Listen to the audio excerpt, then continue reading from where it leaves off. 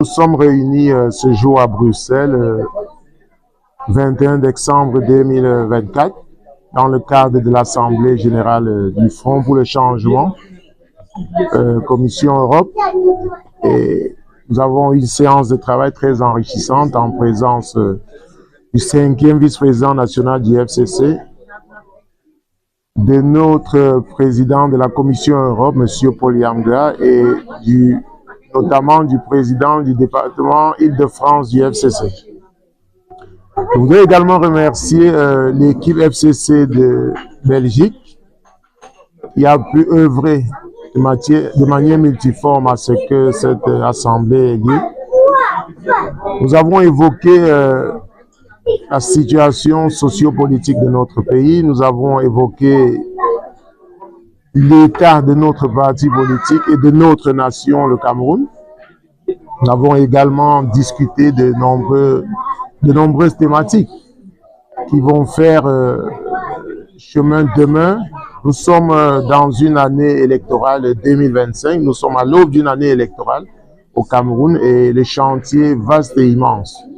Je me réjouis de la confiance qui m'a été faite d'être désigné comme président régional du FCC Benelux.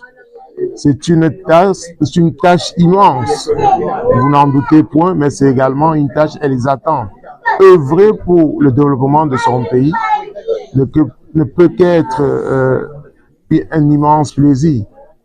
Je me réjouis d'être un acteur du développement de notre pays. Nous avons une équipe solide, une équipe soudée, malgré les absences.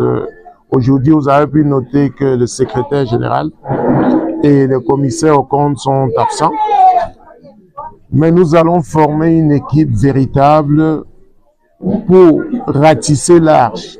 Parce que nous devons de procéder à l'éducation civique, politique des Camerounais, qui sont nombreux à vouloir le changement dans notre pays.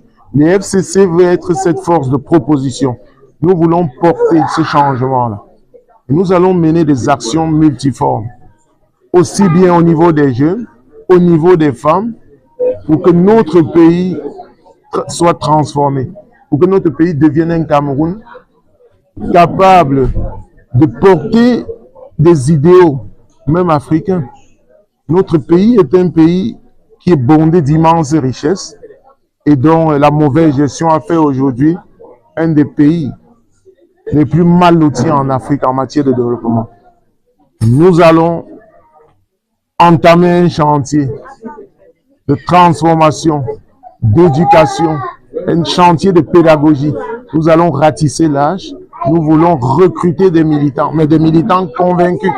Nous voulons, avec l'ensemble des Camerounais, toutes les couches sociologiques, transformer notre pays, œuvrer à ce que demain, nous ayons un Cameroun nouveau, un Cameroun uni, un Cameroun libre, un Cameroun prospère et un Cameroun pour tous. Je rappelle en passant qu'à partir du 2 janvier 2025, il y aura la réouverture des listes d'inscription sur les listes électorales. Et l'ECAM sera mis à pied d'œuvre. J'invite tous les Camerounais dans tout le Benelux à se rendre massivement au point focal ELECAM de l'ambassade pour procéder à leur inscription. Je vous remercie.